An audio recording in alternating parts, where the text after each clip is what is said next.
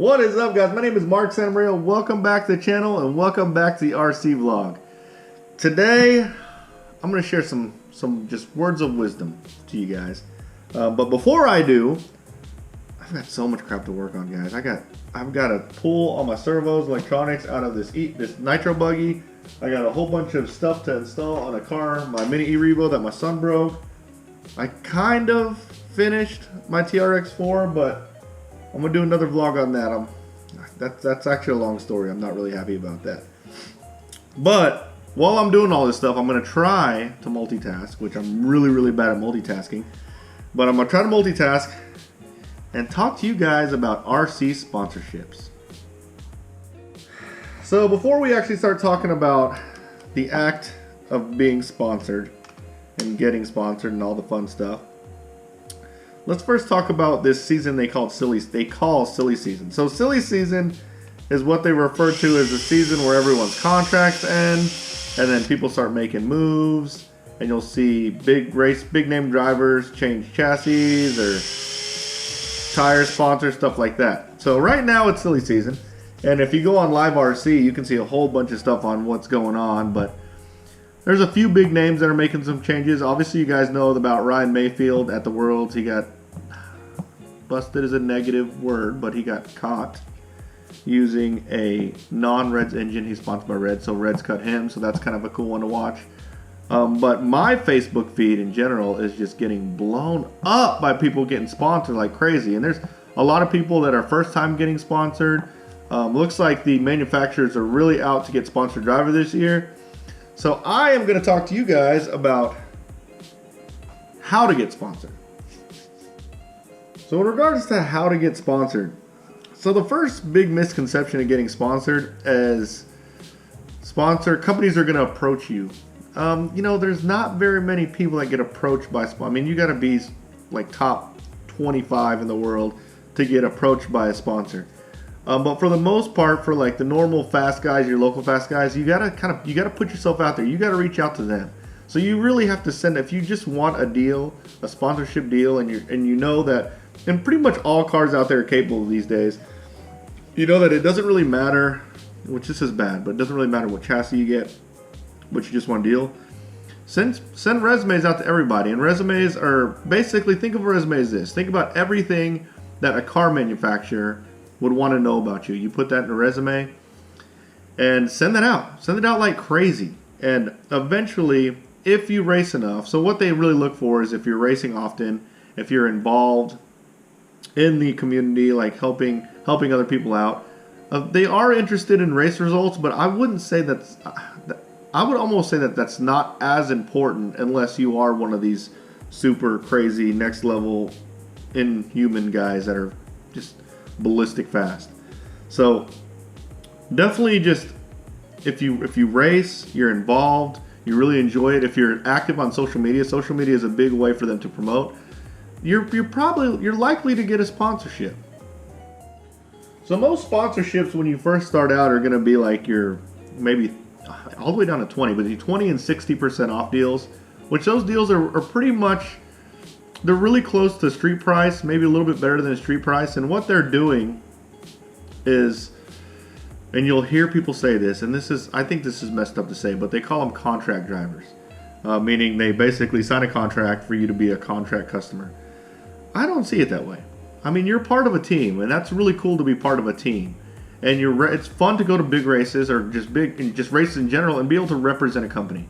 So I personally think that people who really throw out the whole, oh, that's a contract driver or a contract customer, those are just haters. I mean, you got to shake them haters. You know what I'm saying? I mean, you got to listen to my girl T Swift. Shake it off. So let me go on to the few words of wisdom I'll tell you guys. And this is just after being sponsored for so long. And I'm not saying I'm like the picture perfect sponsor guy. If you have to ask me who the perfect sponsored drivers are, I mean, there's two names that come to my mind, is Ryan Lutz and Adam Drake. They're approachable, they're fast, and they're willing to help people. I mean, those are the kind of people you want, and those are the kind of people they like. So you got to try to form yourself into those kind of people. But out of my years of being sponsored, I'm going to give you some pointers. So the first pointer is, and I see this all the time, This almost happens to everyone, especially when they first get sponsored, as they put way too much pressure on themselves after they get sponsored. So what you'll see is they'll sign a contract, they'll get a chassis deal. Very first race, they come in, all high and mighty. Yeah, I'm sponsored by this company, and it's cool. It's a good feeling. So you got to respect the fact that they got sponsored by this company. But what happens is they expect themselves. They have set these expectations for themselves to be like winning, just dominating the field. And when they fall short, they get upset. So my advice is to represent your company, represent in a professional manner, but go out there and have fun. And I'm pretty sure I can speak for most companies that's what they want you to do. That's what brings people to the hobby, is seeing people have fun, helping other people out. It's nice to win, but it's not everything. So don't put too much pressure on yourself to win. Another thing that I'll say you want to do, and I'll have to admit, I might have made this mistake when I first got sponsored, is you end up siloing yourself to your team. So when I first got sponsored, I was sponsored by Techno, so I ended up siloing myself to that team, and I was like, yeah, we're Techno, representing. But what I really should have been doing is I really should have been socializing with everybody, and that's the way it should be anyways. So don't silo yourself to your team. Be nice to everyone. Obviously, when you go to big races, you're going to want to sit with your team. That's where all your support is from. But don't fend people off, and don't act all snobby to other teammates or other companies.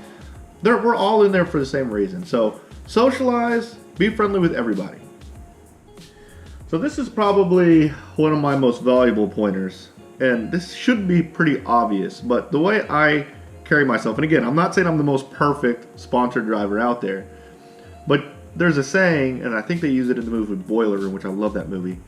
The saying is act as if. So act as if you are the owner of that company, and represent yourself as the owner of that company, or represent yourself as someone that you would want to represent your company as. Just take it as like you own the place, and not the place, but the company. So you don't sit there, you're not going to sit there and act like an idiot when you're representing your company. You're going to act professional, you're going to be polite, you're going to be nice to everyone, and you're going to try to be friends to everybody. That's just how it is. So try to be that person. Also, one thing that I started doing, I think in maybe 2015, is I log every single race. Not just promote every single race, like every club race, and act like you just won the national title at a club race. I'm just saying log every single race. So every time you hit the track, every time you go practice, log it. And your finishing results and everything. Because I promise, at some point when you're trying to find sponsorship, someone is going to ask you, well, tell me something about some of your results. And if you have a long, thorough log of all the races you've done, and you can prove out that you are as active as you're saying you are, that's a big win. And also, don't lie about your results, because the results are pretty much everywhere. If they wanted to fact check you, they easily could. So my last bit of advice, and I'm sure there's a lot more advice out there. This is just kind of the advice that I'm thinking. Look, see, I told you I can't multitask. I've got 2 screws coming out. This is the last bit of advice I'm going to give you. I'll think of more, and obviously I'll do a vlog about it, but is try to attend one gigantic national race. When I say gigantic national race, that's your Silver State, Dirt Nitro Challenge, Psycho Nitro Blast.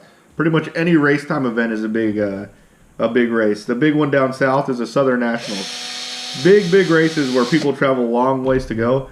Make it a point to attend one of those. It's really good experience. That's where, whenever when you first start racing, you kind of get the jitters. Whenever you get on a big stage like that, these smaller regional races aren't. It's not that you don't get nervous, but it makes it a little bit easier for those. So make sure you make it a point to hit one of those races up. So there you have it.